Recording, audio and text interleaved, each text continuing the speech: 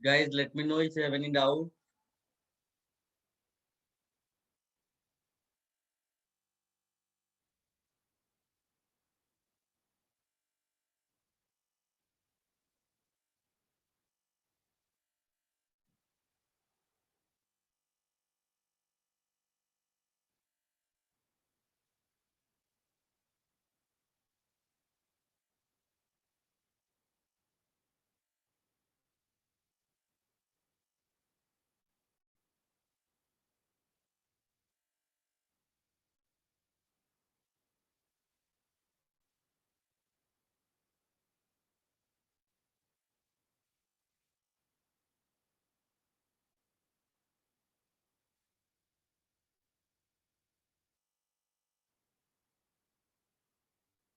Any doubts? चलिए, अच्छा तो हम लोग फिर वही डिस्कशन करेंगे जो थियरी अपना चल रहा था बेसिक स्ट्रेंथ से related. All of you, I'm giving you 2-3 minutes. You just go through all the points related to basic strength. जितना भी हमने किया हुआ स्पेशली एमाइंस का, just go through those points. तो फिर उसके बाद हम कंटिन्यू करते हैं. Quickly go through basic strength.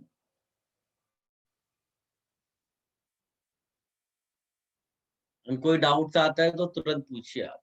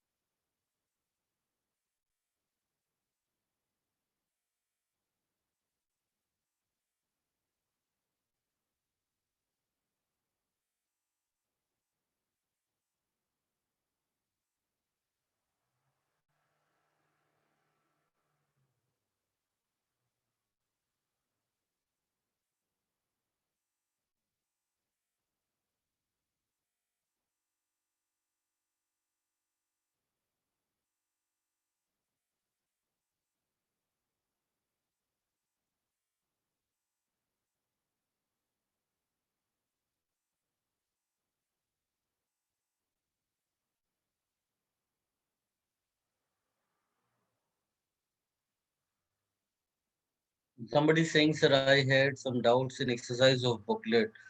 When should I ask these doubts? पूछ सकते हो, अभी भी पूछ सकते हो. और बाकी आपका अगर डाउट सेशन लगा है तो उसमें भी पूछ सकते हो.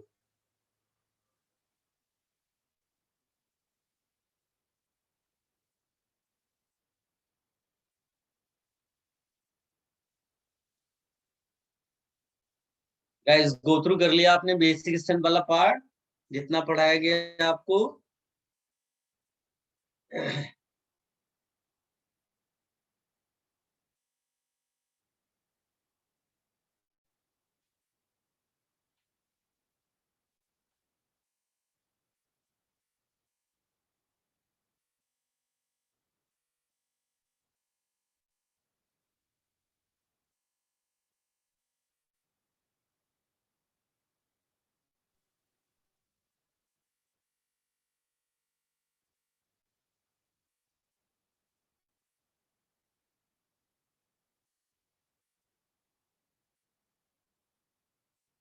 चलिए, सो हम लोग फिर कंटिन्यू करते हैं उसके आगे ही. कई सारी बेसिक थिंग्स आपको पता ही है अभी बेसिक स्टैंड से रिलेटेड, जो फंडामेंटल थिंग्स हैं.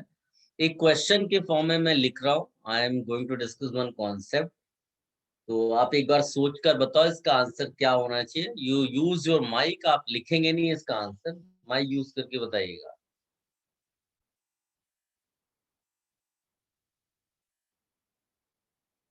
N comma N dimethyl, then 2,4,6 tri nitro aniline is 40,000 times more basic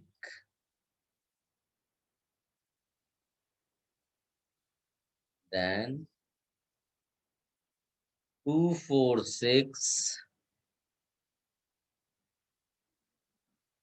trinitro aniline. Why? आप इसको सोचो, मैं स्ट्रक्चर भी बना देता हूं, ज्यादा आपको फिर स्ट्रक्चर के पॉइंट ऑफ व्यू से तो नहीं सोचना है, आप कॉन्सेप्ट सोचो क्वेश्चन के लिए।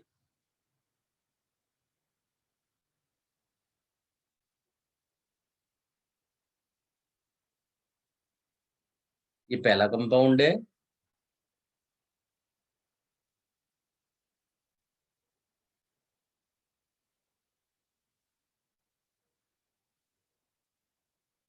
ये दूसरा compound.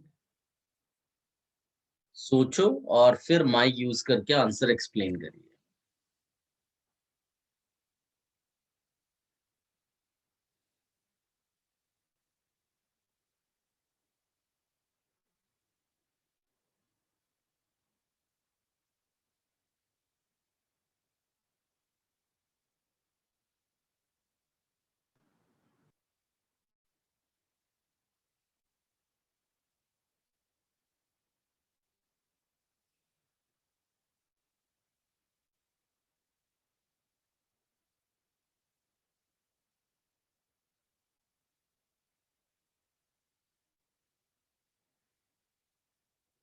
Anyone?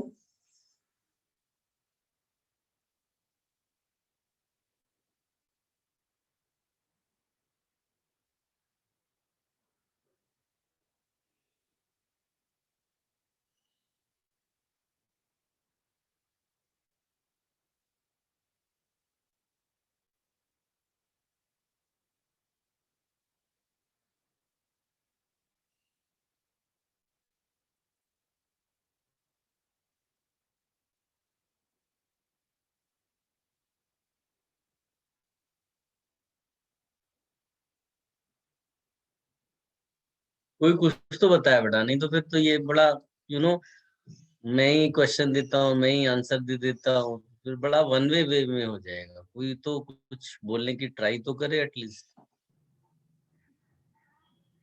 Anyone?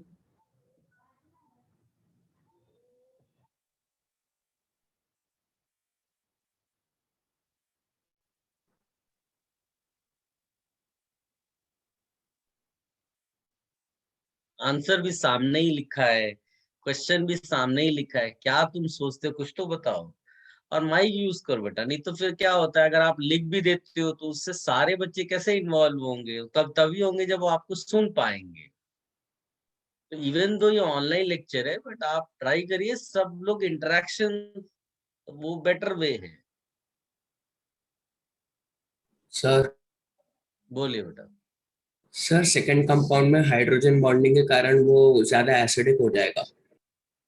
Very good, but फिर वही बात, जब भी हम किसी कंपाउंड का एसिडिक स्ट्रेंथ चेक करते हैं तो खाली एसिड वाला बात करते हैं, उन कंपाउंड्स में ये नहीं बोलते हैं कि बेसिक कम है इसलिए ज्यादा एसिडिक है। उसी तरह से यहाँ ये दोनों कंपाउंड बेसिक है, हम कभी ये नहीं कहते हैं कि अनिल अंबानी ज्यादा बड़ा भिखारी है इसलिए मुकेश अंबानी अमीर है।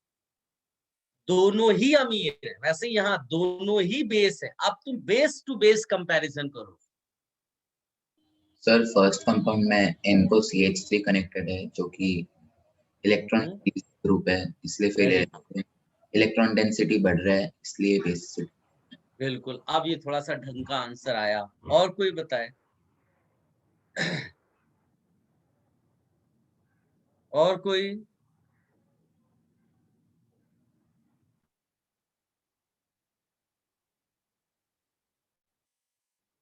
Any other student?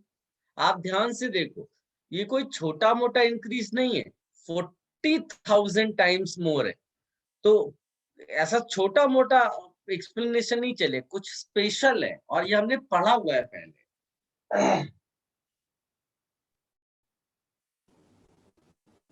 CH3 का H और NO2 का O hydrogen bonding. Very good. तो उससे क्या हुआ? How that hydrogen bonding influences basic strength?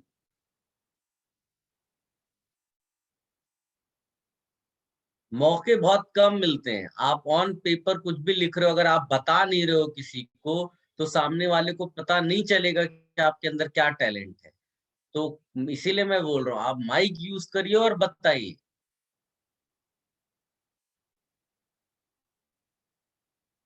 ऐसे हालात नहीं होने चाहिए। घर पे आके बोला हमने कि पापा मेरे को क्वेश्चंस तो आते थे, मेरे को आंसर मालूम था, मैंने टिक नहीं किया। कोई यकीन नहीं करेगा। हो सकता है पापा यकीन कर लें, उसके अलावा दुनिया का कोई इंसान तुम पे यकीन नहीं करेगा कि तुमने कुछ किया होगा। जब तक आप बताएंगे नहीं, अपॉर्चुनिटी मिलती है, लेकिन उसको अगर आप यूज नहीं करेंगे, कोई फायदा नहीं होने वाला। आपको कुछ भी माइंड में आता हो, तो ये मौका रहता है कि आप एक्सप्लेन करें। इससे जब जब आप ज्यादा बताते हैं किसी को, तो ऑटोमेटिकली आपके अंदर भी वो चीजें ज्यादा आ जाती हैं।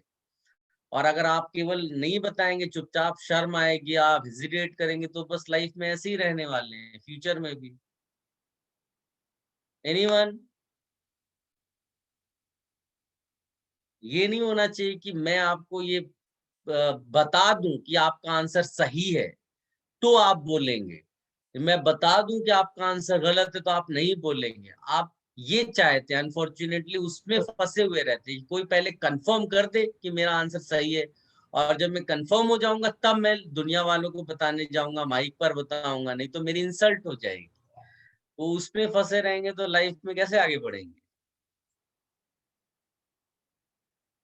सर CH3 और N में रिपल्शंस हो रहे होंगे, वेरी गुड। तो बेंजीन में जाएंगे इलेक्ट्रॉन्स, बेंजीन में इलेक्ट्रॉन्स जाएंगे ज्यादा as compare to the next one. अच्छा, ठीक है। और कोई? चलिए, कोई नहीं। अब आप जाकर देखिए, कहीं पर मैंने आपको ऑर्थो इफेक्ट पढ़ाया है। वहां पर ऑर्थो इफेक्ट वाले यहाँ लिखा मैंने, वहां पर एक इफेक्ट पढ़ाया है SIR, जाकर जरा चेक करिए। Steric inhibition. हाँ, मैं कह रहा हूँ केवल चेक करने के लिए, बस जाकर चेक करिए। मैं बार बार बोल रहा हूँ कि आप मौके बहुत कम मिलते हैं। आपको जब अपॉर्चुनिटी मिले तो आप शो करिए कि आपको आज कुछ आता है। हो सकता है आपका आंसर सही हो, गलत तो होते ही रहते हैं यार। और इंसल्ट उसमें अगर फील करेंगे तो फिर लाइफ में आगे कैसे बढ़ेंगे? कुछ लोगों ने आंसर लिखा पेपर पे, लेकिन वो क्या चाहते थे कि उनको कंफर्मेशन पहले मिल जाए कि वो सही है, तो शायद वो बोलते। अनफॉर्चुनेटली वो पीछे रह गए। मेरे लिए वो सारे बच्चे फेल्ड हैं। अगर आपको आंसर आता था, आप टिक करके नहीं आए, रैंक नहीं मिलेगी। आप चाहे अपनी नेक्स्ट जनरेशन को बताओ कि बेटा मेरे को तो IIT में सिलेक्शन हो जाता, मैंने केवल टिक नहीं किया था। फिर उनके बच्चे आएंगे तो आप बोलना कि मैं तुम्हारा दादा हूँ, मेरा IIT में सिलेक्शन हो सकता था, लेकिन मैंने टिक नहीं किया था। बोलो बोलो, मानेंगे क्या? क्या फेंक रहे हो आप? किसी ने लिखा, मैंने लिखा था, वही तो तुम्हारे लिए मैं बोल रहा हूँ बेटा, तुमने लिखा था। नेक्स्ट जनरेशन आएगी तब भी तुम यही बताना कि हाँ मैंने लिखा था, टिक नहीं किया एग्जाम में। जब सामने वाला बोल रहा है कि आप माइक यूज करिए, अपॉर्चुनिटी है, आप लोगों को बताओ, और आंसर तुम्हारा सही हो सकता है, फिर भी नहीं बोलोगे तो कैसे चलेगा? पीछे रहना हमेशा। सबने चेक कर लिया SIR इफेक्ट? Yes sir. अब SIR इफेक्ट में मैंने 2-3 एग्जांपल्स दिए हैं। देखिए, यही चीज खास बात ये होती है कि अब अनफॉर्चुनेटली ऑर्गेनिक केमिस्ट्री में थियरी, साइंस आपको भले ही ज्यादा पढ़नी पड़े, बट क्वेश्चंस लिमिटेड बनते हैं, इसीलिए वो स्कोरिंग हो जाता है। फिजिक्स हो गया या मैथ्स हो गया, तो उसमें हो सकता है थ्योरेटिकल पार्ट वो कम हो, पता चला एक ही थियरी है, एक ही साइंटिफिक थियरी है, और क्वेश्चंस लेकिन बहुत सारे बन सकते हैं डिफरेंट डिफरेंट टाइप्स के। तो इसीलिए जब क्वेश्चंस नए बनने की चांसेस ज्यादा हो जाते हैं, तो आपकी जो एबिलिटी होती है सही करने की वो भी कम हो जाती है। तो आप इस भ्रम में न रहें कि आपको कोई सब्जेक्ट बहुत अच्छा लगता है, इंटरेस्टिंग है, तो उसमें स्कोर भी आ जाएगा। स्कोर ऑर्गेनिक केमिस्ट्री में क्यों ज्यादा मिल जाता है? क्योंकि इसमें नोन थिंग्स रहती है। भले ही आपको जो है थियरी ज्यादा पढ़नी पड़ती हो, बट उसके बाद जो नंबर ऑफ क्वेश्चंस बनाए जा सकते हैं डिफरेंट डिफरेंट, वो कम है। ठीक है, ऐसा लगेगा कि ऐसा क्वेश्चन हमने पहले भी किया हुआ है, तो और आप उसका आंसर कॉन्फिडेंटली लिख कर आते हो। तो ऑर्गेनिक केमिस्ट्री में जैसे मैं अभी यहाँ पर आपको SIR के बेसिस पे आंसर बता रहा हूँ, तो ये 2-3 ही एग्जाम्पल्स हैं। कोई बच्चा अगर टेंशन में आ गया कि अरे ये कैसे पढ़े, तो भाई 2-3 एग्जाम्पल है, उसमें कैसा टेंशन, वही क्वेश्चन एग्जाम में आने वाले हैं, तो इतना ज्यादा हेडेक नहीं लेना उस चीज का। SIR के लिए मैंने 2 एग्जाम्पल आपको वहां लिखाए थे, और भी 2-3 होंगे, उसी में सब मैच किए, बट 2 फेमस इसलिए मैंने बोलता है, एक एमाइन वाला, उसमें यहाँ जी जी ग्रुप लगा हुआ था, यहाँ जी, और एक मैंने ये वाला एग्जाम्पल दिया था, शायद NO2 का परहैप्स एग्जाम्पल लिया होगा, ऐसा। खास बात ये है कि एनिलीन वाले में अगर नाइट्रोजन के चारों तरफ, यहाँ देखो एक ग्रुप ये, तो इसकी खास बात ये होती है कि because of steric hindrance, SIR का मतलब होता है स्टेरिक इनहिबिशन और resonance, steric inhibition for resonance. So due to this, nitrogen small atom है और उसके चारों तरफ तुमने इतना क्राउड भर दिया, तो ये जो नाइट्रोजन है ना, nitrogen leaves the plane of ring. Nitrogen leaves the plane of the ring, और अगर प्लेनर नहीं होगा तो रेजोनेंस नहीं हो पाता है, रेजोनेंस की कंडीशन ही प्लेनैरिटी। तो ये नाइट्रोजन अपना लोन पेयर देगा ही नहीं, ये हिस्सा और ये हिस्सा प्लेन से बाहर हो जाएंगे, इसको बोल देंगे नॉट कोप्लेनर। जब तक प्लेन में नहीं होंगे तो रेजोनेंस नहीं होगा। उसी तरह से यहाँ पर भी क्या होता है, ये बस स्टैंडर्ड एग्जांपल है, इसको याद करो, इसमें कोई दिमाग थोड़ी लगाना है। ठीक, जब भी NO2 ऐसा हो बेंजीन के साथ और उसके ऑर्थो पोजीशन पे 2 ग्रुप लगे होंगे, तो कह देना आप कि यहाँ जो इसका इलेक्ट्रॉन विथड्रॉइंग कैरेक्टर है वाया रेजोनेंस, इंडक्टिव या वाया रेजोनेंस, वो खत्म हो जाएगा, बस खत्म इसकी कहानी। इतनी चीज याद रखनी। अब इसका एप्लीकेशन कहीं आएगा तो उसको आपको करना है। ठीक है, ऐसा नहीं आएगा सीधे ये एग्जाम्पल ही आ जाएगा और बोलेगा बताओ यहाँ NO2 रेजोनेंस कर रहा है कि नहीं कर रहा है। इसके एप्लीकेशन आएंगे, जैसे यहाँ पर बेसिक स्ट्रेंथ एप्लीकेशन हुआ इस कॉन्सेप्ट का, तो आप क्या बोलोगे कि यहाँ का जो लोन पेयर है, that lone pair actually becomes a localized lone pair. Localized lone pair हो जाता है क्योंकि यहाँ का रेजोनेंस इनहिबिटेड है, यहाँ SIR लग गया। इसका मतलब है ये हिस्सा और ये हिस्सा, इन दोनों के लिए लिखेंगे नॉट कोप्लेनर। प्लेन में आनी जरूरी है जब रेजोनेंस होना है। इस वाले में ऐसा कुछ नहीं है, ये लोन पेयर अच्छे से रेजोनेंस में जा रहा है, तो ये पूरा आप लिखेंगे दोनों क्या है आपस में, कोप्लेनर। तो यहाँ पर लोन पेयर जो है डीलोकलाइज्ड है, और डीलोकलाइज्ड हुआ, इससे इलेक्ट्रॉन डेंसिटी रिड्यूस हो गया, इसमें लोकलाइज्ड है, इलेक्ट्रॉन डेंसिटी इंक्रीज्ड है इसमें, इसीलिए this is more basic, simple. तो इसका एक्सप्लेनेशन जो प्रॉपर होगा, दैट इज SIR। दूसरे कंट्रीब्यूटिंग फैक्टर्स हो सकते हैं, methyl plus I effect etcetera etcetera, but the main explanation why the first compound is 40,000 times more basic than the second one, it's due to SIR effect। अच्छे से इसको अपने notes में लिखिएगा।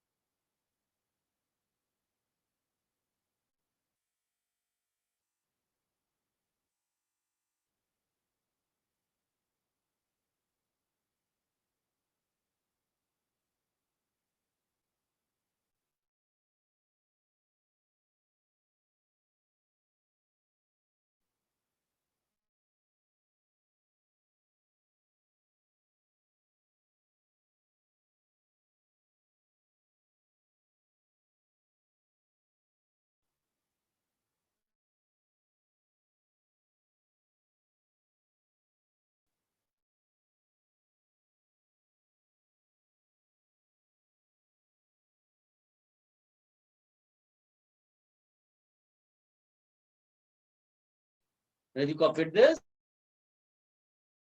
Yes.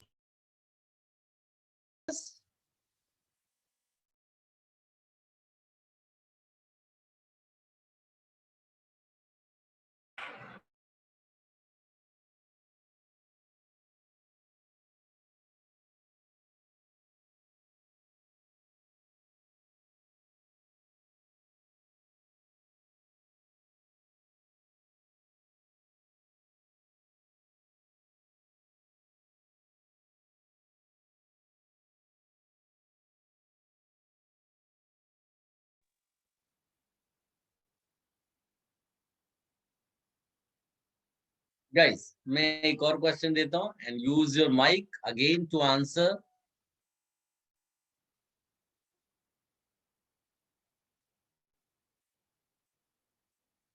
इस बार मैं स्ट्रक्चर भी नहीं बनाऊंगा, आप अपने आप सोचिए. हाँ?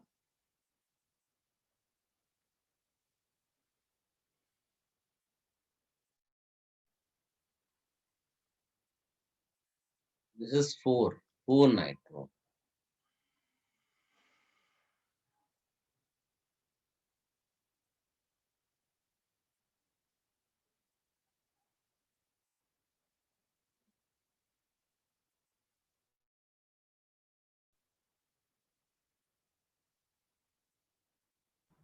सर आपकी स्क्रीन ब्लैक कर रही है.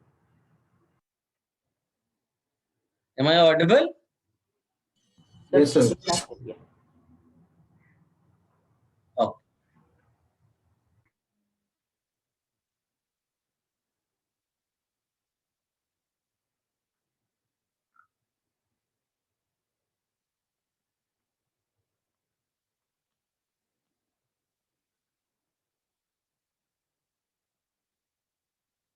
Guys, quickly answer this. आप लोग माइक यूज कर सकते हैं अगर आंसर आपको क्लिक करता है तो.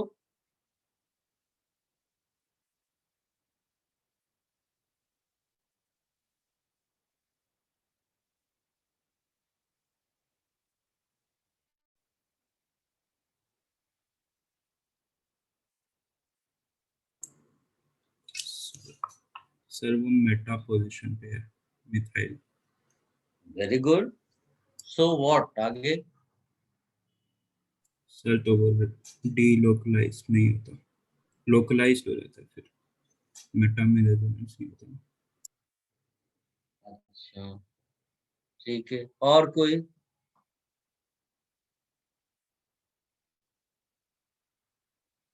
Any other student?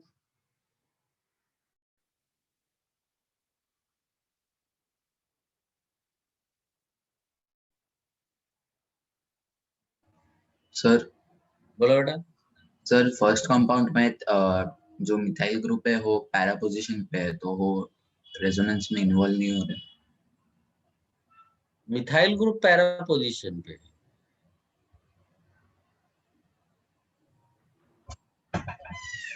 नहीं नहीं, मिथाइल ग्रुप पैरा. मैं स्ट्रक्चर बना देता हूँ, मेरे ख्याल से आप लोग स्ट्रक्चर में फंस गए. पहले वाले के लिए स्ट्रक्चर जब बनाएंगे तो ऐसा दिखेगा.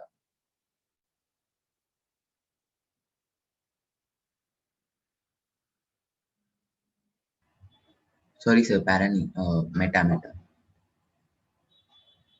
दूसरे वाले के लिए स्ट्रक्चर ये है.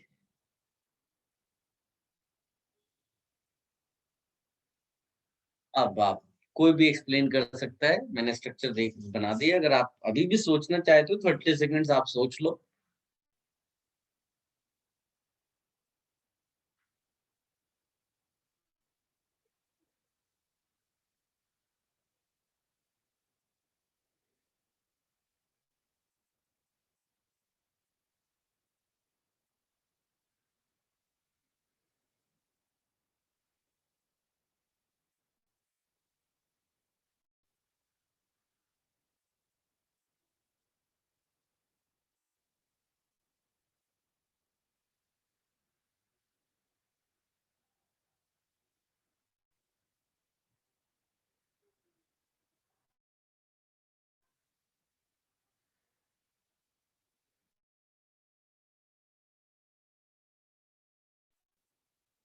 Anyone?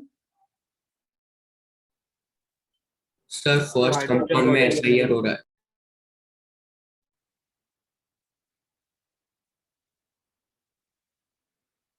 somebody is saying something but आवाज आई नहीं, एक बार और बोलोगे? सेकंड वाले में हाइड्रोजन बॉन्डिंग हाइड्रोजन बॉन्डिंग नहीं होगी बेटा। हाइड्रोजन बॉन्डिंग के लिए H must be connected to strong electronegative element, और दूसरी तरफ भी स्ट्रॉन्ग इलेक्ट्रोनेगेटिव एलिमेंट होना चाहिए जिसके साथ हाइड्रोजन बॉन्डिंग करनी है। सर फर्स्ट कंपाउंड में NO2 SIR के कारण आउट ऑफ प्लेन हो जाता है। Yes, very good. What's the name बेटा? संयम। संयम। I was expecting this answer कि कोई ये आंसर दे और वो परफेक्ट आंसर यहाँ हमारा बनना है। ठीक है ना? अब तक जितने भी क्वेश्चंस आए इन्हीं दो एग्जांपल्स के बेसिस पे पूछे गए, और वो भी तब जब डिफिकल्ट क्वेश्चन बनाना था उनको।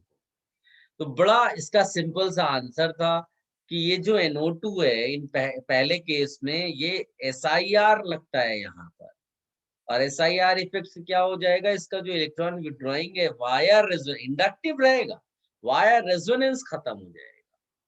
ठीक है ना? ये यहाँ पर, और अगर ये इलेक्ट्रॉन विड्रॉ ही नहीं कर पाएगा, ये इलेक्ट्रॉन तो दे रहा है रेजोनेंस के थ्रू, यहाँ भी दे रहा है, लेकिन यहाँ क्या हो रहा है, ये इलेक्ट्रॉन विड्रॉ और कर पा रहा है वाया रेजोनेंस, तो इसका इलेक्ट्रॉन डेंसिटी जो है ना वो और डिक्रीज कर गया।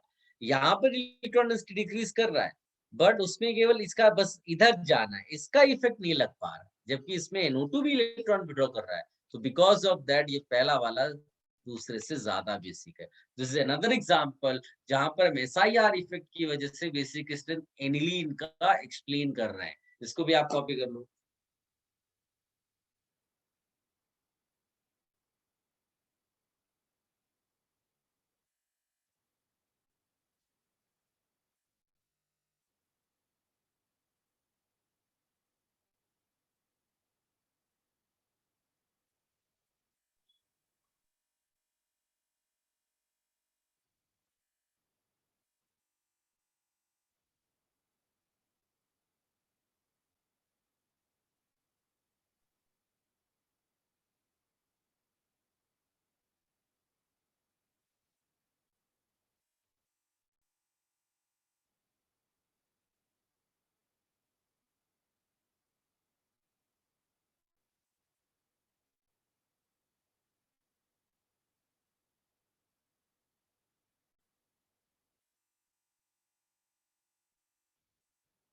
Done? Have you copied everything?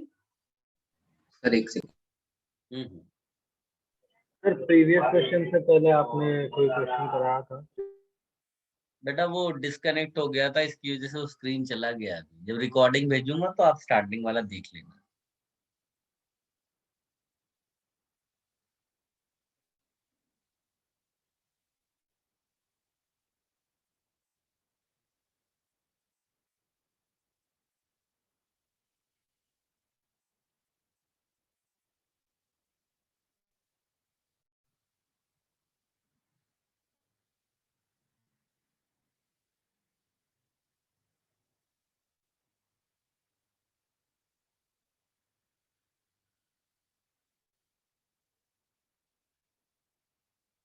Done sir. Guys देखिए, फंडामेंटल चीजें आपको आती हैं बेसिक स्ट्रेंथ निकालने के लिए, है ना? फंडामेंटल चीजों में क्या है कि आप सबसे पहले रेजोनेंस चेक करते हो, फिर इंडक्टिव इफेक्ट चेक करते हो। किस चीज के लिए? कि कहीं पर जो इलेक्ट्रॉन है वो डिस्पर्स तो नहीं हो रहा है। अगर इलेक्ट्रॉन डेंसिटी रिड्यूस होगी तो बेसिक स्ट्रेंथ रिड्यूस हो जाएगी। सिंपल सी चीज आपको इसमें मालूम है। उसके ऊपर ये सब चीजें हैं जो थोड़ा बहुत एक्स्ट्रा पढ़ते हैं, है ना? चाहे वो लास्ट लेक्चर का एमाइडीन वाला एग्जांपल हो, चाहे ये SIR इफेक्ट हो, ये एक्स्ट्रा चीज है, ये एडवांस लेवल है। आप समझ लीजिए कि फंडामेंटल चीजें आती है आपको सब, अब पॉलिशिंग चल रही है, पॉलिश कर रहे हो आप, जो एक्स्ट्रा चीजें उनको आप ऊपर लगा रहे हो। ठीक है? तो अभी नेक्स्ट क्वेश्चन में भी एक कॉन्सेप्ट है, बट उसके पहले आप बेसिक लेवल फंडामेंटल लेवल पे अगर सॉल्व करते हैं तो क्या आंसर आता है ये आप फाइंड आउट करो, और फिर मैं आपको बताता हूँ चेंज क्या करना है। अपनी तरफ से कोई एक्स्ट्रा दिमाग मत लगा देना, फंडामेंटल चीजें यूज करिए। उसके आप चाहिए तो आप सेकंड ऑप्शन भी लिख कर रखो कि ये मेरा दूसरा आंसर है, बट पहला आंसर आप फंडामेंटल लेवल पे ही निकालो। ठीक है? Yes sir. हम्म,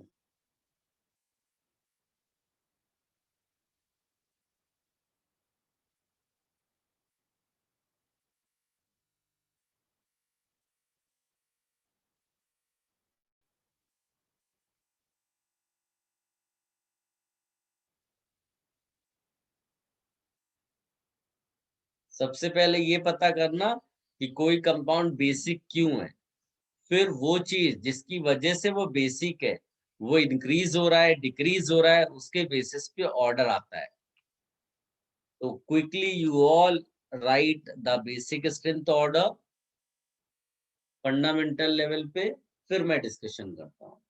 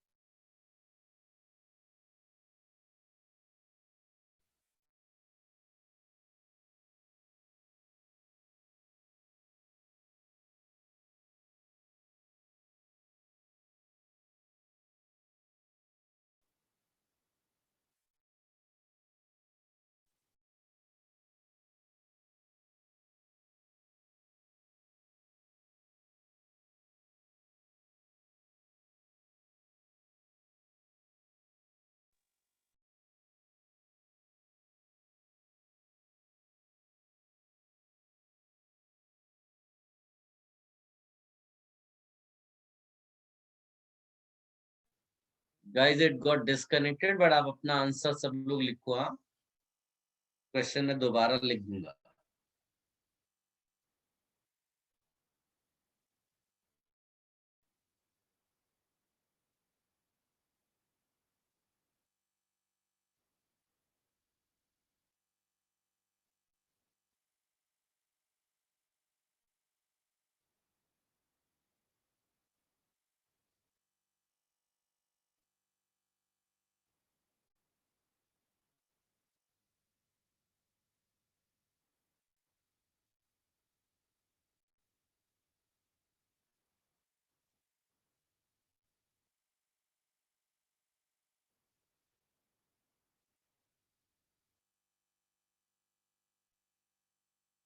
गाइस डिस्कशन कर लें।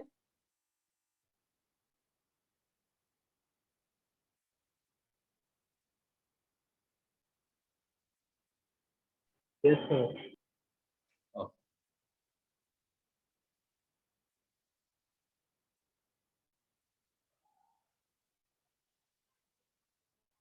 देखिए, सबसे पहले तो why do we say these amines base? So the answer is nitrogen carries lone pair. So all these amines where nitrogen carries lone pair. इतनी चीज सबको क्लैरिटी के साथ पता होनी चाहिए। ये ठीक। अच्छा, जिनको नहीं मालूम है उनको वो अपना लिस्ट भी चेक कर सकते हैं कि जो आर ग्रुप होता है ना, वो भी हम लोग आप चेक करेंगे, हमने रेजोनेंस वाले उसमें लिस्ट में आर ग्रुप को भी लिखा है। ऑल्दो अभी के टाइम पर it is little difficult to explain कि ये कैसे रेजोनेंस के थ्रू इलेक्ट्रॉन्स भेजता है। ठीक है, हाइपर कॉन्जुगेशन कॉन्सेप्ट के बाद वो समझ में आता है, लेकिन लिस्ट में चेक करोगे तो ये एल्काइल ग्रुप, चाहे वो मिथाइल हो, इथाइल हो, प्रोपाइल हो, ये भी अपना रेजोनेंस के थ्रू यानी कि इलेक्ट्रॉन भेजता है। तो कहां पर इसका इफेक्ट ज्यादा होगा? ऑर्थो पैरा पे। यानी रिलीजिंग पावर जो मिथाइल ग्रुप की होगी वो ऑर्थो और पैरा पे ज्यादा होगी। CH3 group better electron releasing at ortho and para। ठीक, तो ये ज्यादा बेसिक होना चाहिए दोनों। और जो CH3 मेटा पे है, यहाँ पे लिखेंगे ओनली इंडक्टिव, तो ये उतना अच्छा नहीं होगा। अब इन दोनों में आप क्या लिखेंगे कि यहाँ पर एक्स्ट्रा इफेक्ट और क्या लग रहा है, इंडक्टिव का। पैरा पे इंडक्टिव बहुत कम है, यानी सबसे ज्यादा इलेक्ट्रॉन डेंसिटी नाइट्रोजन पे किस केस में आ गई, सेकेंड केस में, राइट। तो अगर मैं इसको हाईलाइट कर देता हूँ नंबर करके 1 2 3 4, तो 2 सबसे ज्यादा होना चाहिए, फिर 3 होना चाहिए। 1 और 4 में तो भाई 4 में कोई ग्रुप तो है कम से कम, 1 में तो कुछ भी नहीं है। अगर आपने ये आंसर निकाला है तो समझ लो कि आप एकदम सही ट्रैक पे हो। If you have got this answer, इसका मतलब है फंडामेंटल लेवल की चीजें आपको आती हैं। ऑल्दो ये आंसर गलत है, बट पहले आप इस आंसर तक पहुंचो, तब जाकर के आप बाकी क्वेश्चंस कर पाओगे। और जहां एक्स्ट्रा चीजें रिक्वायर्ड है, उनको हम अलग कलर से नोट्स में लिख लेंगे, उसको हाईलाइट कर लेंगे, सो दैट वो मिस्टेक हम ना करें। तो पहले आप ये लिखना, फिर लिखना कि this answer is wrong, but पहले आप ये फंडामेंटल लेवल पे जो आंसर निकलता है उसको निकालो। कोई, इसको कॉपी कर लो, अगर ये आया है तो भी एक्सप्लेनेशन आप प्रॉपर तरीके से लिखो।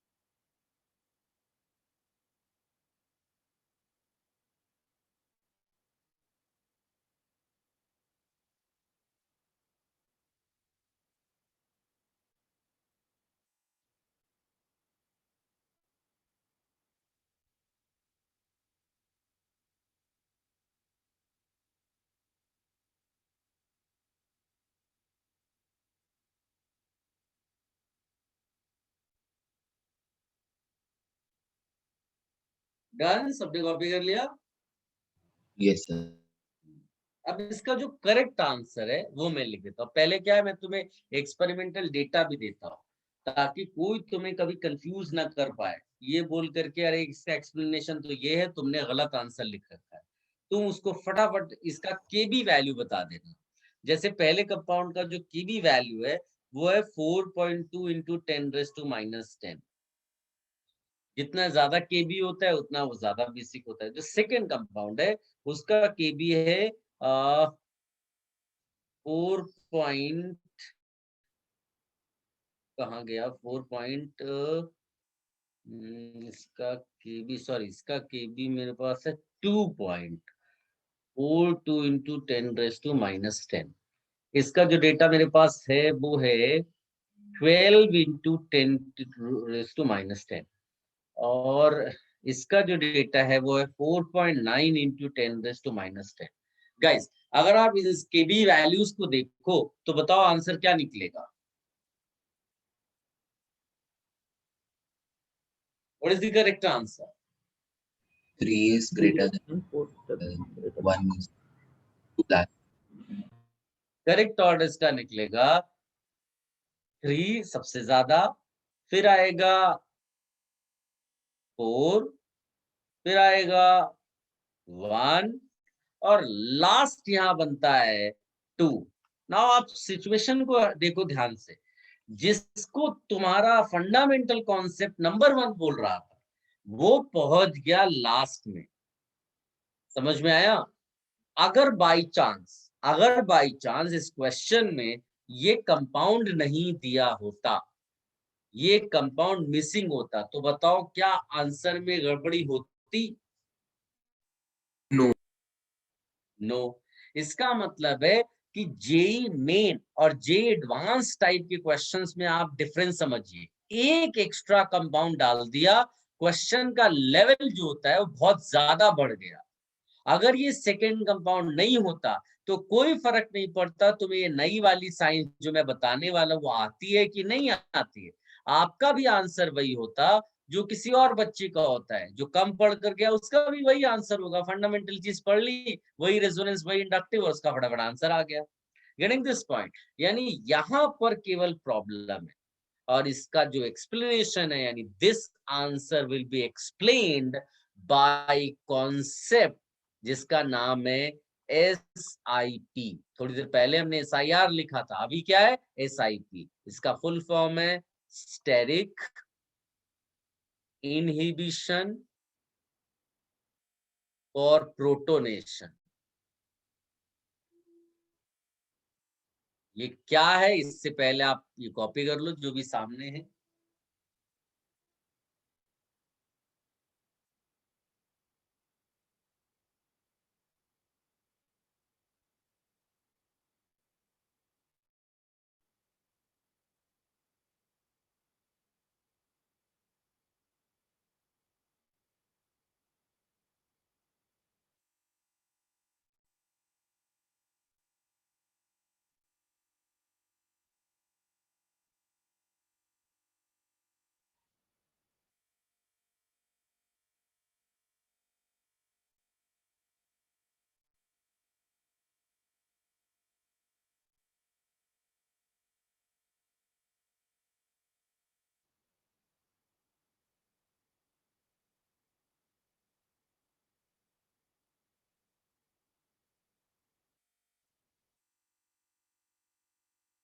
डन?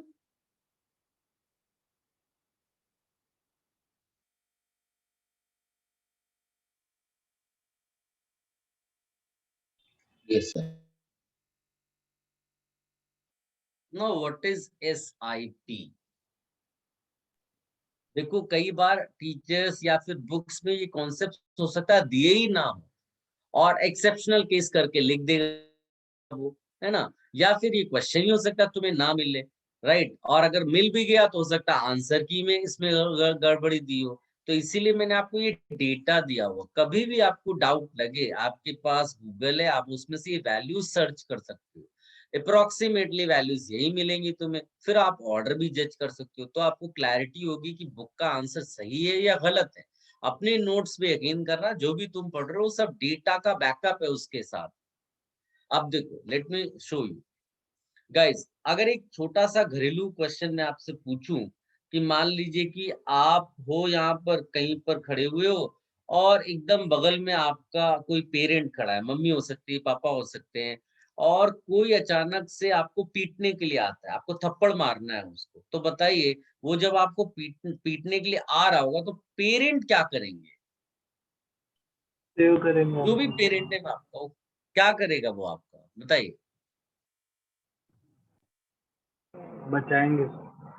बचाएंगे, यानी तुम्हें प्रोटेक्शन देंगे वो।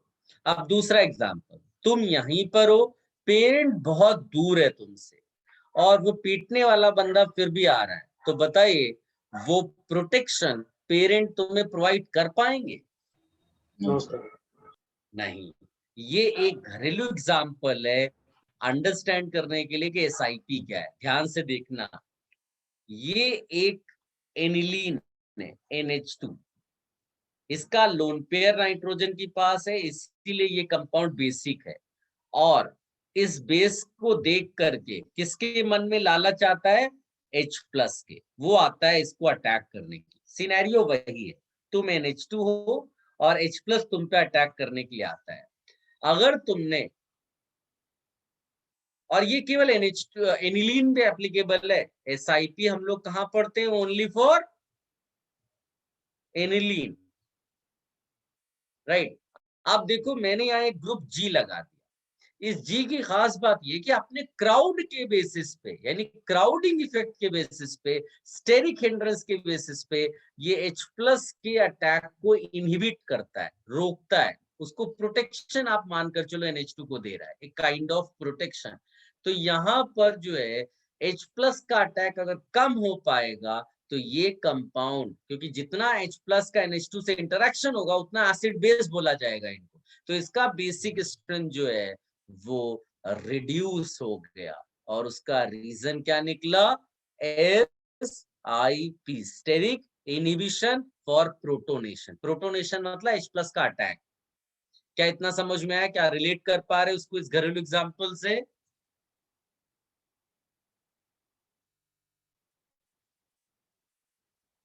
एक सिनेरियो ये भी ले लो, इधर मम्मी को बैठा दिया, इधर पापा को बैठा दिया, अब आपका प्रोटेक्शन और ज्यादा होगा कि कम हो जाएगा? ज्यादा। यानी कि बेसिक स्ट्रेंथ और रिड्यूस हो गई। क्या आप विजुलाइज कर पा रहे हो सिचुएशन? यस। हाँ, तो बस सिंपल है, प्रोटोनेशन का मतलब होता है अटैक ऑफ प्रोटॉन। जिस भी सब्सटेंस का प्रोटोनेशन ज्यादा होगा वो उतना ज्यादा बेसिक होगा। अगर समहाउ प्रोटोनेशन को इनहिबिट कर दो तो बेसिक स्ट्रेंथ रिड्यूस हो जाती है, ये कॉन्सेप्ट है। तो now you copy this part.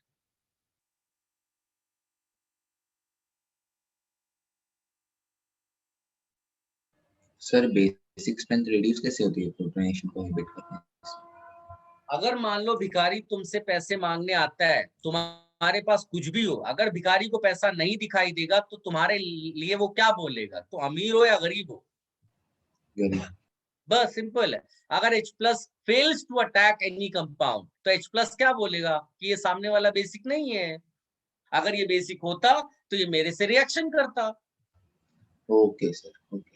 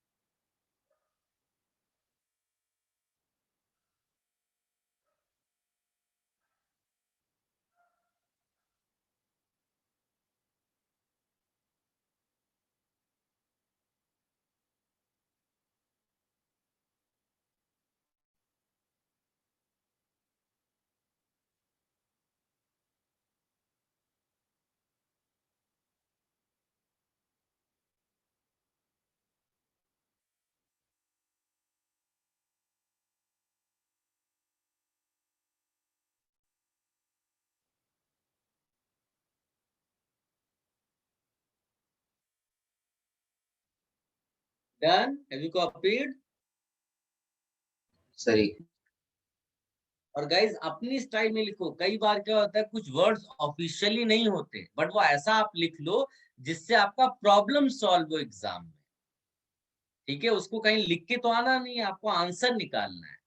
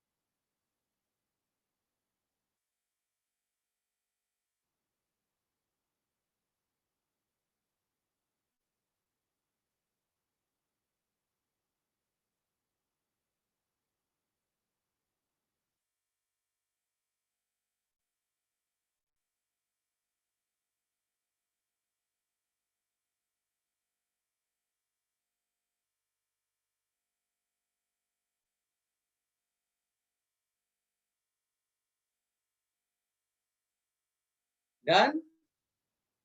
Yes sir. Yes, sir. अभी मैं सिमिलर क्वेश्चंस देता हूँ, आप एक बार उनके आंसर्स निकालो और याद रखना थोड़ा बहुत चेंजेस होता है आंसर में, ये चाहे SIR हो SIP हो, बाकी फंडामेंटल लेवल पे ही सॉल्व करना होता है आपको। So let me give you 2-3 questions here.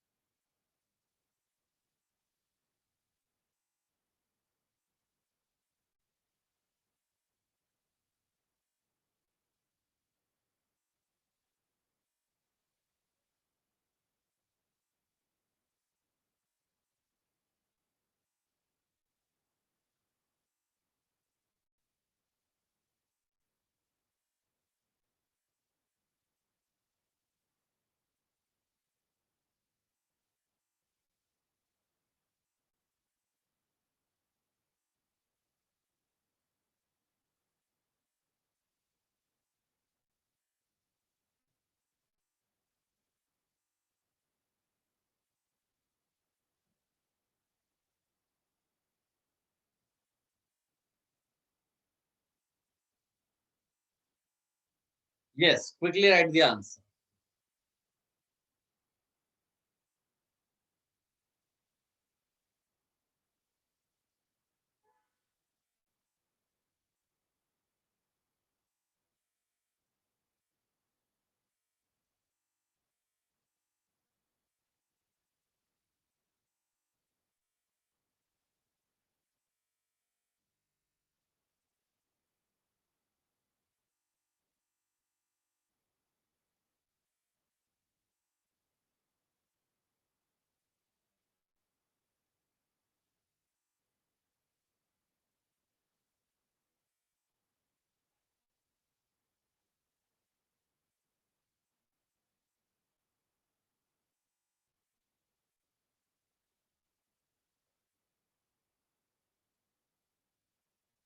सारे आंसर्स एक साथ लिखिए बेटा, हाँ अलग अलग लिखेंगे तो मैं कंफ्यूज होगा कौन सा आंसर आप दे रहे हो।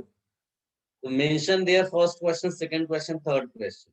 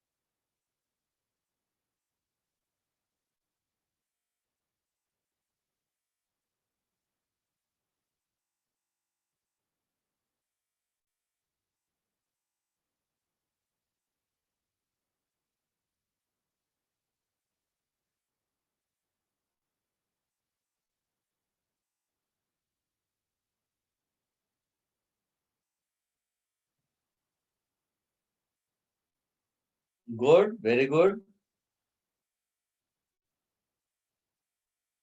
मैं बार बार बोल रहा हूँ, आप फंडामेंटल लेवल पे पहले आंसर सोचो, फिर आप देखो क्या इसमें कोई SIR या SIP का कॉन्सेप्ट लग के आंसर चेंज होगा।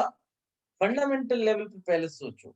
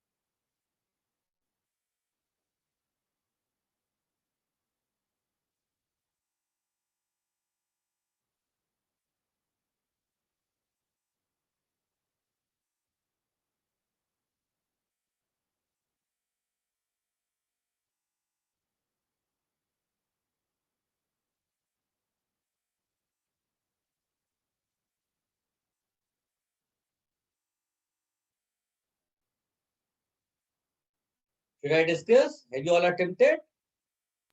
Yes, sir. Okay. देखो, जैसे अगर आप, मैं पहली चीज तो हमने क्या लिखी हुई है कि SIP आपको किस कंपाउंड्स के लिए चेक करना है? ओनली फॉर एनिलीन्स, कहीं और दिमाग इसको नहीं लगा देना है। आपको खाली ये हाईलाइट करनी है चीजें कि यहाँ फंडामेंटल चीजों के अलावा ये एक्स्ट्रा कॉन्सेप्ट है। जैसे कि एसिडिक स्ट्रेंथ के टाइम पर बेंजोइक एसिड्स के लिए हमने लिखा था फंडामेंटल के अलावा एक्स्ट्रा कॉन्सेप्ट है ऑर्थो इफेक्ट, है ना। तो ये छोटे छोटे एक्स्ट्रा फैक्टर्स जो आपको एडवांस लेवल पे उतना स्ट्रांग बना देंगे। बाकी मेन वाले जो क्वेश्चंस होते हैं वो ज्यादातर फंडामेंटल लेवल पे ही आते हैं, तो उसमें ज्यादा डिफिकल्टी नहीं आती किसी को। डिफिकल्टी आएगी जहां पर वो एक्स्ट्रा कॉन्सेप्ट में आंसर एकदम से चेंज हो जाएगा। तो इसमें देखो यहाँ पर आपका SIP है, यहाँ पर SIP है, और इस क्वेश्चन में यहाँ पर SIP है। 3 जगह आपको इस तरह से SIP मिल रहा है। बट अगर फंडामेंटल लेवल पे जाएंगे तो पहले क्वेश्चन में आप बोलोगे कि जो NO2 है, ये NO2 इलेक्ट्रॉन विड्रॉइंग ग्रुप है वाया रेजोनेंस। पहले रेजोनेंस चेक करेंगे। यहाँ पर भी बोलेंगे electron withdrawing group via resonance. यहाँ क्या बोलेंगे? Electron withdrawing group via inductive. 3 examples में इलेक्ट्रॉन विड्रॉइंग है, एक में नहीं है। तो 3 में अगर विड्रॉइंग ग्रुप है तो उसकी बेसिक स्ट्रेंथ कम हो जाएगी, और जिसमें नहीं इलेक्ट्रॉन विड्रॉइंग वो नंबर 1 हो जाएगा। उसमें क्या प्रॉब्लम है? तो इसमें ये नंबर 1 होगा। और इन तीनों में ये 2 एग्जाम्पल है जिसमें इलेक्ट्रॉन विड्रॉइंग ग्रुप लगा हुआ है और वो रेजोनेंस के थ्रू है, यानी ये ज्यादा विड्रॉ कर लेंगे इलेक्ट्रॉन्स को, so basic strength will decrease further. ये खाली इंडक्टिव है, तो इसमें उतना बेसिक स्ट्रेंथ डिक्रीज नहीं करेगा NH2 का जितना इसमें कर जाएगा। तो ये और ज्यादा बेसिक होगा इन तीनों के कंपैरिजन में। अब इन दोनों में आपस में क्या करें, तो इसमें इंडक्टिव के अलावा एक फैक्टर वर्क करता है, सॉरी रेजोनेंस के अलावा इंडक्टिव भी वर्क कर रहा है वो भी विड्रॉ करता है वाया रेजोनेंस एंड इंडक्टिव, ऐसा करके भी लिख सकते हो, प्लस SIP। यानी तीनों फैक्टर्स एक साथ वर्क कर रहे हैं इसको डिक्रीज कराने के लिए। तो क्या चीज डिक्रीज कराने के लिए? Basic strength. ये तो लास्ट में आएगा ही आएगा, इसका आंसर स्ट्रेट यही है। कितनी आसानी से आंसर आ गया। अगर बाई चांस में SIP ना भी मालूम होता तो भी अनफॉर्चुनेटली आंसर यही आता। आप इसको देख लो, लिख लो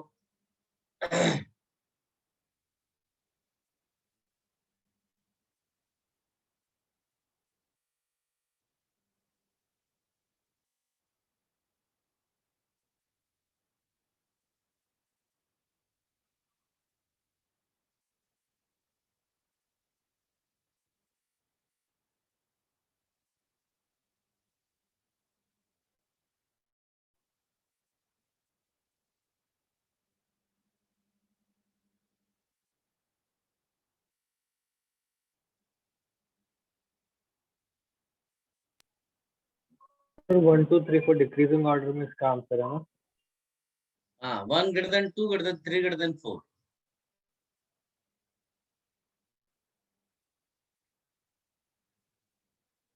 गाइस अब आते हैं दूसरे क्वेश्चन में। जो Cl होता है ना, this is electron withdrawing via inductive but electron releasing group via resonance. लेकिन Cl यानी हेलोजन वो एग्जाम्पल है जिसमें कौन सा इफेक्ट डोमिनेट करता है?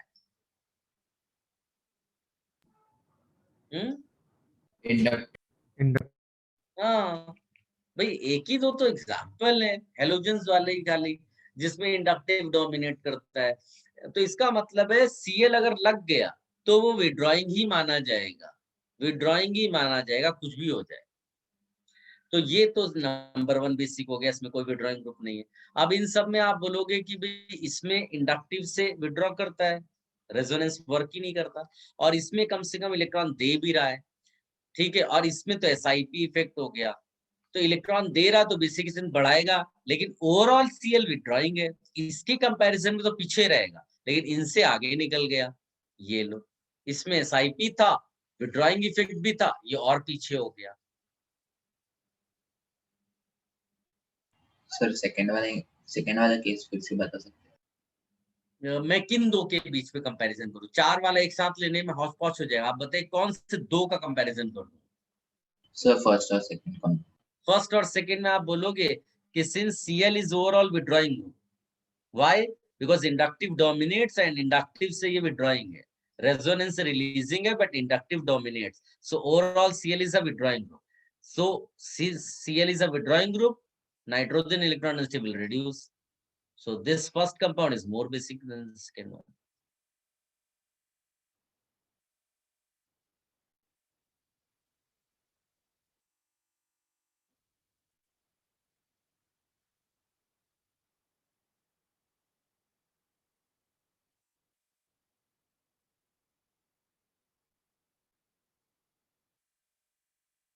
सर सेकंड और थर्ड कंपाउंड में आपने कैसे ये किया डिटरमाइन?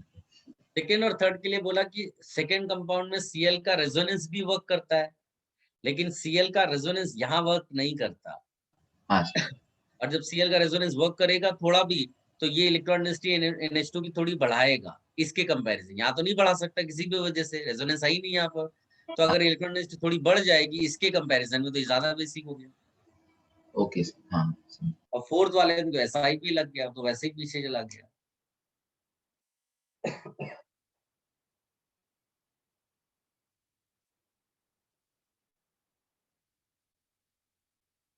जो क्वेश्चंस मैं दे रहा हूँ ना, लगभग इन्हीं में से क्वेश्चंस पूछते ही हैं वो, तो कॉन्सेप्ट्स भी हम लर्न कर रहे हैं, हम लोग वो सारे क्वेश्चंस भी डिस्कस कर रहे हैं जिनकी चांसेस है आने की।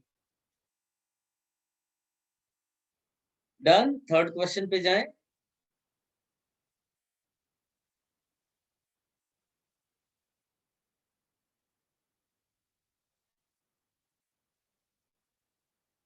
यस गाइस, थर्ड क्वेश्चन की खास बात ये है कि जो ऑक्सीजन है OCS3, ये बताइए रिलीजिंग ग्रुप है वाया रेजोनेंस की विड्रॉइंग है? रिलीज। यस। और इंडक्टिव से बताइए क्या है? Withdrawing. Yes, all groups are electron withdrawing via inductive. एक स्टेटमेंट पढ़ा एक्सेप्ट वो एल्काइल वाला। अच्छा, ये आप बताओ इनमें डोमिनेटिंग कौन है? रेजोनेंस। सिंपल सी चीज है ना? इसका मतलब है कि ये इलेक्ट्रॉन डेंसिटी बढ़ाएगा, राइट? इसका मतलब ये ज्यादा बेसिक है, ये भी इलेक्ट्रॉन डेंसिटी बढ़ा रहा है, लेकिन इसमें क्या लग गया?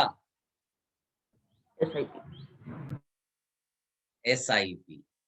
और ये इस वाले में इलेक्ट्रॉन रिलीजिंग ग्रुप है ही नहीं, ये खाली विड्रॉ करता है, ये इलेक्ट्रॉन विड्रॉइंग है वाया इंडक्टिव, यानी कि इसमें कोई रिलीजिंग वाला फैक्टर ही वर्क नहीं कर रहा है, इसकी इलेक्ट्रॉन डेंसिटी तो हमेशा डिक्रीज करेगी, इंक्रीज का अपॉर्चुनिटी ही नहीं है।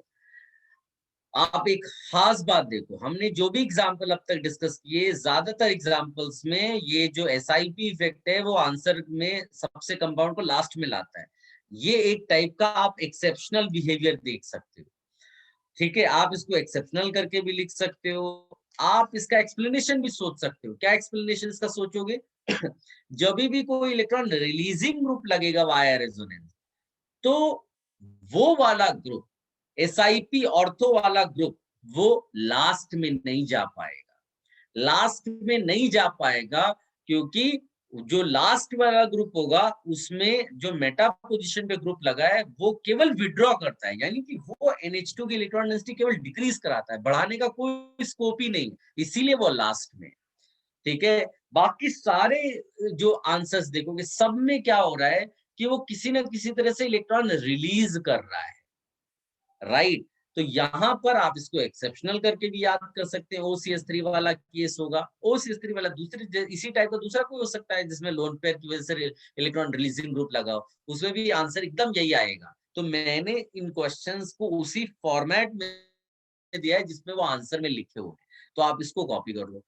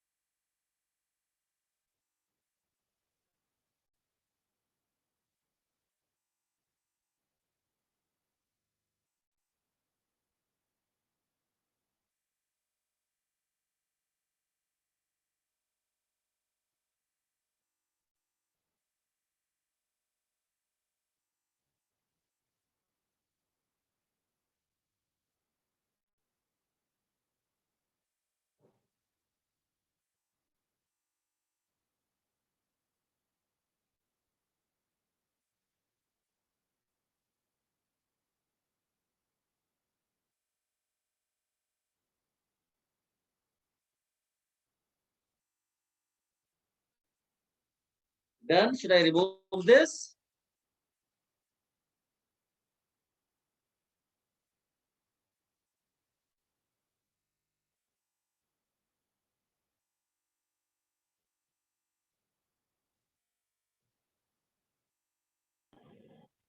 सर वो क्वेश्चन के बाद में क्या लिखा है, एक्स कुछ करके? ये एक्सेप्शनल बिहेवियर, क्योंकि इसमें ये जो SIP वाला कंपाउंड है वो लास्ट में नहीं, बाकी सब में देखो लास्ट में।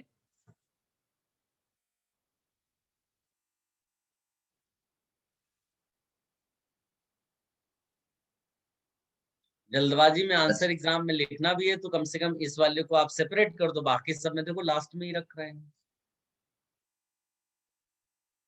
Somebody saying something? Done, sir. Okay चलिए, सो हमने दो मेन कॉन्सेप्ट्स आज लर्न किए। कौन कौन से? एक SIR तो पहले भी किया था, बट हमने बेसिक स्टैंड के पॉइंट ऑफ व्यू से लर्न किया, SIR और SIP।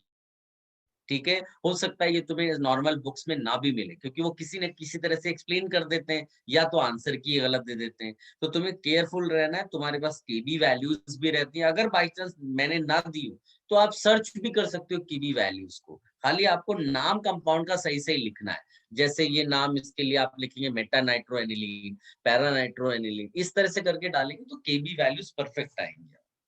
अब आती है एक बहुत ही अलग सा कॉन्सेप्ट है, इसको हम लोग बोलते हैं amine inversion. Amine inversion, amine inversion, ये कॉन्सेप्ट किस टाइप के क्वेश्चंस में लगता है? तो स्टैंडर्ड एक क्वेश्चन है और अब तक लगभग वही क्वेश्चन बार बार आया हुआ है। मतलब वो कंपाउंड किसी 2-3 के साथ मिक्स करके दे देते हैं और अनफॉर्चुनेटली वो ज्यादा बेसिक दिख जाता है क्वेश्चंस में, आंसर्स में। तो I am just writing those compound जिनमें ये कॉन्सेप्ट यूज होगा। ये बाइसाइक्लो टाइप का कंपाउंड है।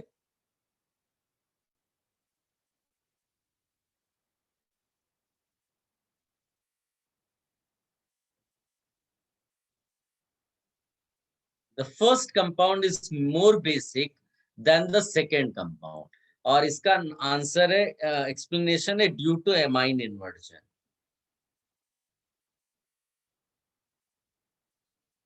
Due to amine inversion. अब ये एमाइन इन्वर्जन है क्या? ठीक है, तो इस to understand this part, first of all you tell me, if I write this compound, can you guess the hybridization of nitrogen? sp3. sp3. Can you guess the shape of the molecule? Tetrahedral. No. Pyramidal. Pyramidal. दो famous compound सिखाए जाते हैं, water bend shape, V shape, और ये ammonia. तो चाहे वो amine हो या अमोनिया, और शेप उसका कैसा निकलने वाला है? इसी तरह का पिरामिडल। ठीक है, तो पिरामिडल आप एक लोन पेयर दिखाते हो और बाकी ऑर्बिटल्स जो होते हैं वो बॉन्ड बनाते हैं। तो आप नाइट्रोजन लेते हो और यहाँ पर समझ लो, या मैं इसको अगर सिंपली बॉन्ड के बेसिस पे दिखा दूं, ये डंडे खींचे और ये पिरामिड बना दिया। कोई बोल सकता है आपने पिरामिड ऐसा क्यों बनाया? ऐसा भी तो बना सकते थे। तो क्या आपको कोई प्रॉब्लम है इसमें? नहीं। इसका मतलब है कि ये और ये दोनों ही पॉसिबल है। Is it clear?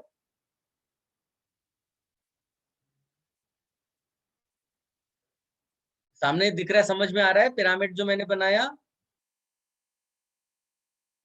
Yes sir. हाँ, अब मैं एक घरेलू एग्जांपल आपके सामने रखता हूँ। तुम लोगों ने, अब सभी यूज करते हैं, अम्ब्रेला यूज करते हैं हम लोग रेनी सीजन में, और उसकी खास बात ये रहती है कि अगर बहुत ज्यादा हवा चल जाए तो ये अम्ब्रेला कैसा हो जाता है? वो उल्टा हो जाता है। उल्टा हो जाता है। यानी कि वो तुम्हें भीगने से बचाने के लिए उल्टा हो सकता है, आप अब ज्यादा भीगने लगे। इसको कहते हैं फ्लिप होना। इसको हम लोग साइंस की लैंग्वेज में इन्वर्जन बोलते हैं। क्या आप इन्वर्जन वर्ड समझ पाए? Yes sir. हाँ, लेकिन इसको फ्लिप होने के लिए, इन्वर्ट होने के लिए हवा चाहिए। हवा हमारी लैंग्वेज में एनर्जी है। सो अगर इसको एनर्जी नहीं दोगे तो अम्ब्रेला फ्लिप नहीं करेगा। Is it clear?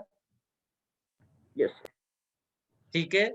उसी तरह से ये जो पिरामिड है, ये यहां से यहां जाना, इसको फ्लिप कहते हैं। इसी को कहते हैं amine inversion. Amine inversion, amine inversion, यानी इसके लिए भी एनर्जी की रिक्वायरमेंट है। But like in case of umbrella, the energy, the air is available in the atmosphere. Here also for amine inversion, energy is available in the atmosphere. तो इसीलिए amine वाले जो कंपाउंड्स होते हैं, वो पिरामिडल वाले, केवल एमाइंस में ही क्यों ये फंडा है, क्योंकि वो पिरामिडल शेप में होते हैं। अब मैं एक जुगाड़ बताता हूँ। अगर तुम लोग समहाउ अम्ब्रेला को किसी रस्सी से ऐसे बांध दो उसके जो डंडी से, तो बताइए कि फ्लिप कर पाएगा? हाँ सर। No sir. अब नहीं कर पाएगा ना, जब तक तुम इस रस्सी को तोड़ोगे नहीं, या हवा में इतनी ताकत नहीं है अगर कि इस धागे को तोड़ दे, तब तक फ्लिप नहीं हो सकता। Are you getting my point? समझ में आया मैंने क्या बोला? Yes sir.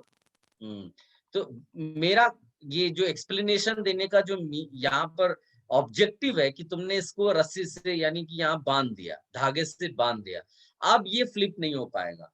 अब आप इसको देखो, ये वही एग्जाम्पल है बेटा। ये नाइट्रोजन है, इसके ये समझ लो अम्ब्रेला का ये जा रहा है, फिर तुमने क्या किया, उसको पूरा ये बांध दिया। इधर से देखो, तो जब ये पलटने की उसमें नहीं है तो ये फ्लिप नहीं कर पाएगा, ये वाला एमाइन। बट ये एमाइन फ्री है, कैन यू सी? इसके बॉन्ड्स फ्री है, ये नहीं अटैच्ड है। दैट मीन्स ये फ्लिप हो सकता है, क्योंकि फ्लिप होने के लिए एक स्टेज ऐसी आएगी जब वो नाइट्रोजन के तीनों ग्रुप एक ही प्लेन में आएंगे, तभी तो पलट पाएंगे। तो यहां से पहले ये जो पिरामिडल है, पिरामिडल को पहले प्लेनर बनना पड़ेगा, और प्लेनर के बाद वो फ्लिप करता है। ये सिचुएशन आप विजुलाइज कर पा रहे हो?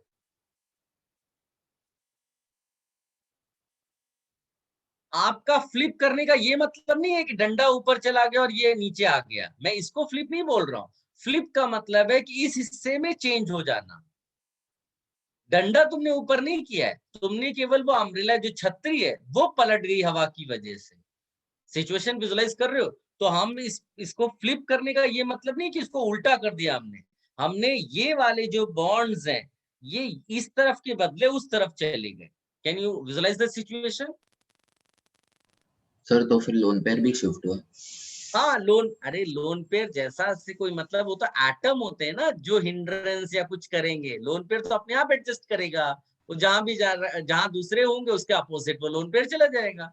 लोन पेयर थोड़ी ना कुछ कर रहा है। Okay sir.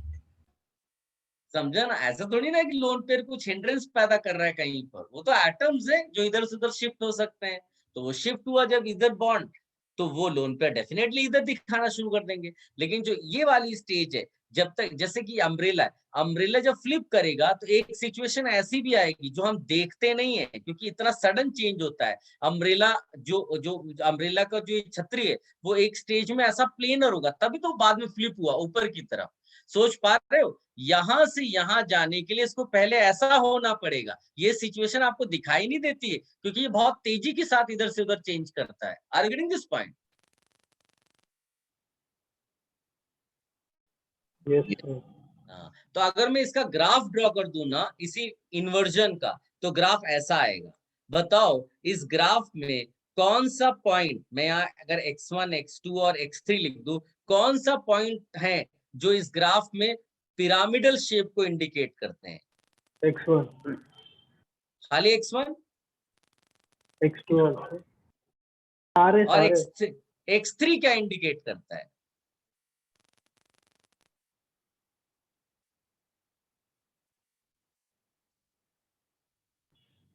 X3 क्या इंडिकेट कर रहा है, वो कौन सी स्टेज है? X3 प्लेनर वाली। हाँ, जब छतरी तुम्हारी या फिर ये जो पिरामिड है, ये पिरामिड के मतलब ये प्लेनर दिखने लगे, ये एग्जिस्ट नहीं कर सकता सिस्टम में, क्योंकि इस टाइम पे इसको एनर्जी मिली थी और ये एनर्जी मिलने पर ये हाई एनर्जी वाला सिस्टम हो गया।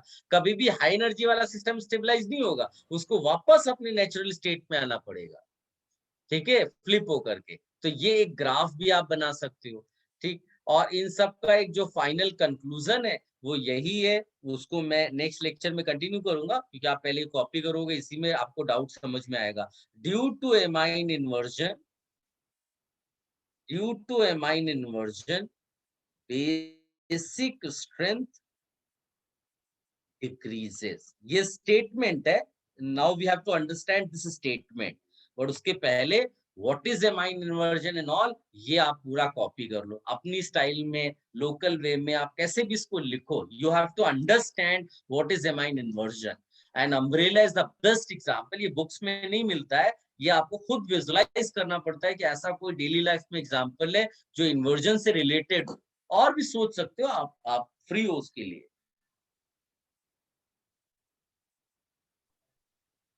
सर कोई भी ट्राइवैलेंट कंपाउंड के लिए वैलिड नहीं होगा, सिर्फ नाइट्रोजन के लिए वैलिड है।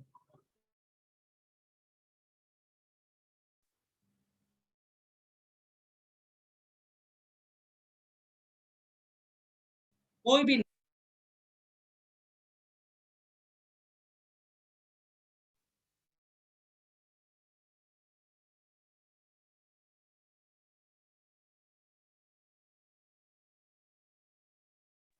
सर आपकी वॉइस नहीं आ रही है।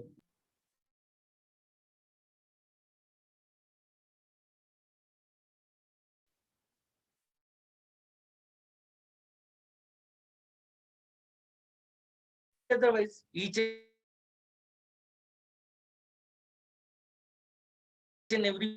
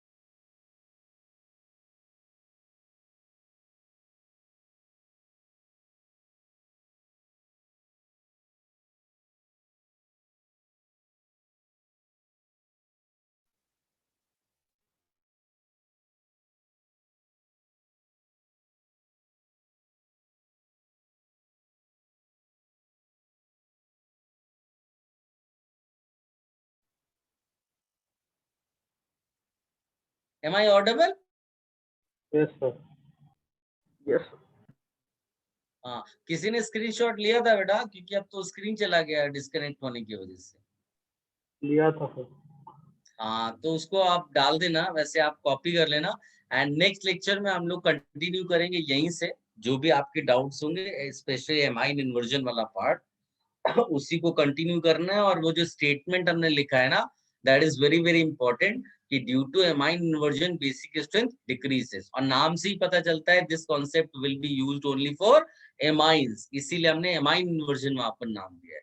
तो वो statement we will discuss that explanation. उसके अलावा कोई भी डाउट जो आपने जितना भी कॉपी किया होगा या स्क्रीनशॉट लेकर के जिसने भी लिया हो, वो ग्रुप में डाल दे, सो दैट जो बाकी बच्चे जिन्होंने कॉपी नहीं किया वो उसको एटलीस्ट लिख लें। और अगर नहीं मिलता है तो मैं आपको अभी जब ये शेयर करूंगा रिकॉर्डिंग, तो उसका लास्ट पार्ट आप जाकर के उसको निकाल लेना, ठीक है। Any doubt?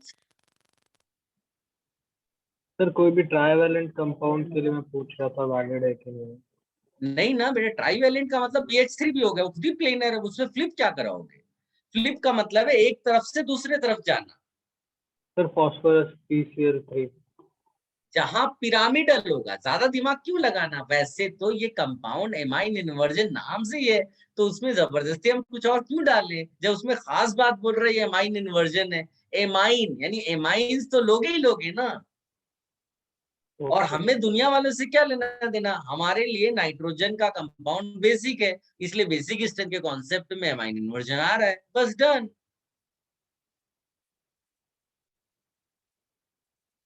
और किसी को कोई कंफ्यूजन?